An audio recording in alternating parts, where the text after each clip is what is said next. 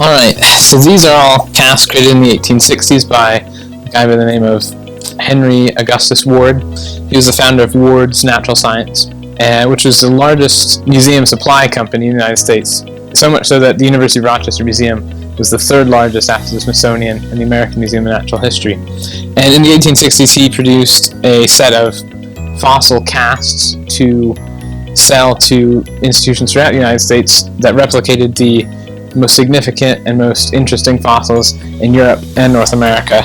So things such as mastodon teeth, giant ground sloth, hyenas, crocodiles, manatees, beavers, saber-toothed cats, elephant birds, and all stuff like that. We are digitizing them and uploading to a digital database called Arctos. Arctos is it's a multi-institution-wide database, more or less, where collections that are related to specific scientific fields can publish information about those specimens, make them more widely shared, and also start to find connections between the materials that they have, not only the physical specimen, but the origin points of them. And it has essentially become like a union catalog for various scientific specimens. When I was first visiting here, I saw on the stairwell over there was this giant trilobite-looking thing. And really, what is that thing? So I did some research, found that we had purchased these casts in 1869, and so I was looking through trying to figure out which one could that be. And it turns out it's actually a giant plesiosaur called Ramaliosaurus cramptoni, which was discovered in Dublin in the 1800s, and is now in the National Museum of Ireland in Dublin. But there's also casts at the Natural History Museum in London and at the Smithsonian as well. I noticed that there wasn't a very good resource to these casts, which are pretty significant in the history of paleontology. So I was trying to find out which casts we had, which ones we didn't have, and so I found there was no resources online other than Ward's original catalog. So I went through and tried to match up the ones we had with Ward's catalog, and then from there we could add that so other institutions could find that they have the same ones or different ones, and to make a kind of collaborative database. That was my original plan, and that's what we've been working towards. It turns out these Ward casts that we have, they're gradually sort of falling by the wayside with newer technologies, and so they're sort of starting to become a little bit lost to history. But there are still some people out there that are really focusing on it and trying to bring them back, and they serve not only a record of the fossils and some of the science, but also of how people thought about that. So some of them are a little bit unique and imaginary of what people thought something might look like, and so they serve as a record of that. And so by digitizing them, we sort of preserve our own collections. They're plaster, many of them, and so they don't last forever. They're broken, they can be broken and things, and so by having these digital collections, we're really preserving that. And then we can also take the actual cast and put it together with the metadata so that we have, where did this come from? How did we get it? What are our historical records? So we have letters going back and forth between Ohio Wesleyan and the company and Mr. Ward, who was doing things at the time.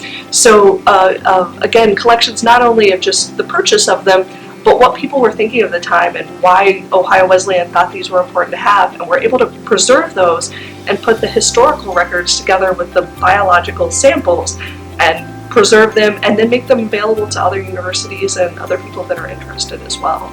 The small role that Ohio Wesleyan's had in the showcasing exhibition of these kinds of casts, and also in the history of scientific teaching, it's kind of neat to have all this stuff available and also be accessible not just to us but also to researchers across the world. You can imagine them being really useful in online classes or online resources, and then from a more sort of practical thing, we've always also used this to help us as a platform jumping off digitizing the rest of our museum collections. We sort of have the standard ideas and the technology down now because of the Mellon grant, so now we can use that for the foreseeable future, and to not only have it for us but provide this great sort of experience for our interns to learn this. They may have thought they were joining the museum to learn, a biology thing or to learn about a collection, but now we're also adding, okay, now you're going to learn about this digital aspect as well. In the beginning, when Josh said that he wanted to start this, I thought, and then when you graduate, who will take over from you? And now I know there will always be somebody who is interested in working on museum collections, because more people know that we even have a museum. In the past, I never had any more than 2 students working together on any project, and it was usually involved with laboratory work.